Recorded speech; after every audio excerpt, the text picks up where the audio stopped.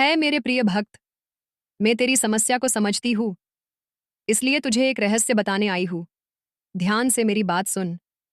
बेटा, माँ तुझसे एक रहस्य साझा करना चाहती है। जो तू हर दिन अपने मन में सोचता है, वही तेरे चारों ओर संसार बनकर खड़ा हो जाता है। तेरे विचार तेरा भाग्य लिखते हैं। कोई बाहरी शक्ति नहीं, कोई दूसरी आत्मा नहीं।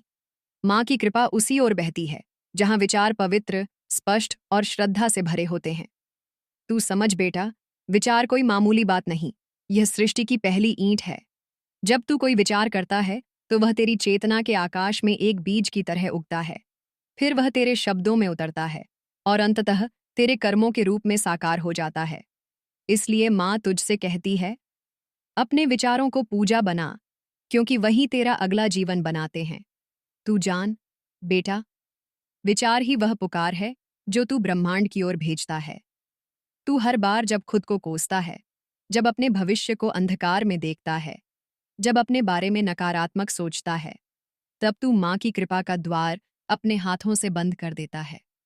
माँ तेरे पास आना चाहती है, तुझे शक्ति देना चाहती है, तुझे ऊंचाइयों पर ले जाना चाहती है।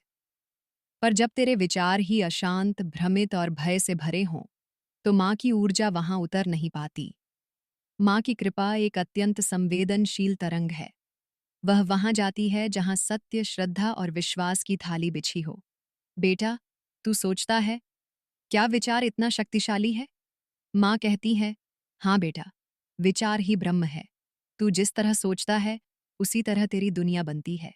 अगर तू हर रोज सोचता है कि मुझसे कुछ नहीं होगा, मेरे साथ कुछ अच्छा नहीं होता, मैं भाग्यहीन हूं, तो तू अपनी चेतना में वही बीज बो रहा है और वही पेड़ उगेगा।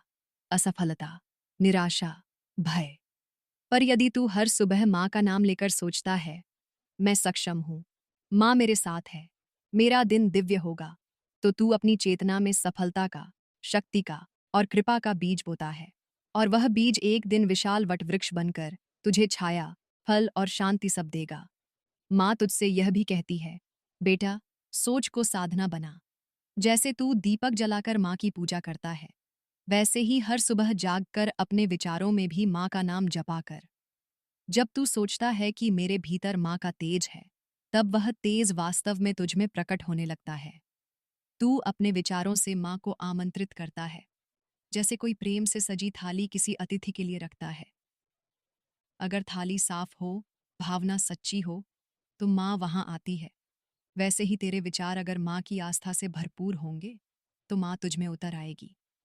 बेटा, सोच को पूजा बनाना मतलब ये नहीं कि तू हर समय जबरन अच्छा सोचे, बल्कि इसका अर्थ यह है कि तू हर विचार से पहले चेतना से पूछे, क्या यह विचार मुझे माँ के करीब ले जा रहा है या दूर? अगर विचार भय का है, उसे छोड़ दे। अगर विचार लालच का है, उसे शुद्ध कर।